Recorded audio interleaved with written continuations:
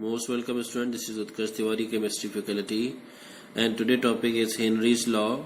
And Henry's law explains that mass of gas dissolved in a volume of a liquid at a given temperature is proportional to the partial pressure, not undergoes any chemical changes.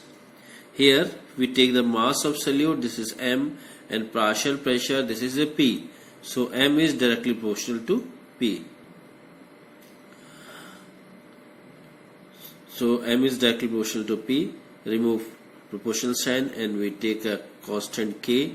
This is actually KH. KH is Henry's constant. So formula become M is equal to KH into P. KH is Henry constant and its unit is gram per atmospheric or gram per bar. If we draw the graph between mass and pressure, then it coming a straight line and slope is K, means KH. This is Henry's constant. And you remember that Henry's law is also explained on the basis of the mole fraction. So it can also define that the solubility of the gas is expressed in a term of mole fraction, which is directly proportional to partial pressure. So X is equal to KH into P. KH is Henry's constant. Now again we draw the graph between X and P, then it is coming in a straight line and slope is equal to KH. You remember that X is, this is a mole fraction, and P is partial pressure and K is Henry's constant. So units coming is KH is equal to X upon P. It means 1 bar, means per bar. Clear? Now after that we are coming in a limitation of Henry's law. Limitation of Henry's law, the first one, it is applicable to gases, to those gases which are less soluble in a solvent. Clear? Not a highly soluble. You always remember that for those gases which are less soluble or partially soluble.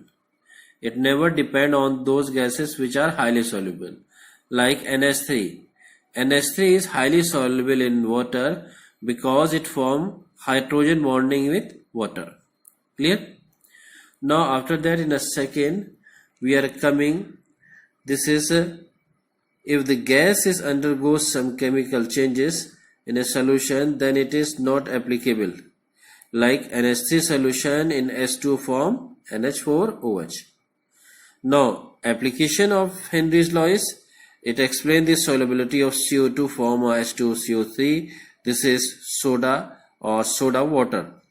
Now second one, it is used in exchange of liquids or gases in the lungs. Clear? Numerical related to Henry's law. The question is, if the nitrogen gas is bubbled at 298 Kelvin, how many millimoles of N2 gas would dissolve in water? Assume that N2 gas exerts a partial pressure of a 0.987 bar and KH is equal to 76.48 kilobar. Clear? So we already know that X is equal to P upon H. Clear? And here we have a formula. X means a number of mole of solute upon capital N, number of mole of solvent. So mole fraction is equal to small n upon small n plus capital N is equal to Pn2 upon Kh. Pn2 value 0.987 and Kh is equal to 76480. You remember that in a question it is given that 76.48 and we change in a kilobar into bar, so it is coming 76480. Now you also remember that the formula here we use, this is X is equal to pH into KH. We know that this one.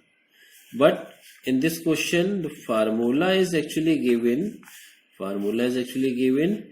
P N2 into KH into X. There is no problem in a formula. If we use this one, then the KH kh is equal to P upon Pn2 upon x, then the unit is always coming in a bar. If we use x is equal to ph into kh into x, then the kh is always coming x upon ph, and unit is coming is per bar. So this is the difference in these two formula is p into kh into x, or x is equal to ph into kh. This is difference is the unit. Here the unit is coming bar, and here is unit is coming is a 1 upon bar, means per bar. This is the difference. Clear? So after that, here we find out n upon a small n plus capital N 0.9877648. We know that n means, small n means number of solute, capital N means number of mole of solvent. We always know that the number of moles of solute is always less than in comparison to number of mole of solvent, because we know that the Henry's law is applicable for only those gases which are partially soluble, not highly soluble. Partially soluble means less number of moles of solute in a solution. So here we ignore the number of mole of solute in comparison to solvent. So formulas become small n upon capital N. Now we calculate n value, capital N value means number of mole of water.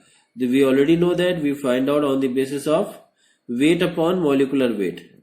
Weight, this is coming 1000 upon 18. This is a 55.5. So here we put the number of mole of water. So n upon 55.5. So n value means number of mole of solute. This is coming 7.166 into 10 to the power minus 4 moles. We multiply by 1000. So this is coming millimole.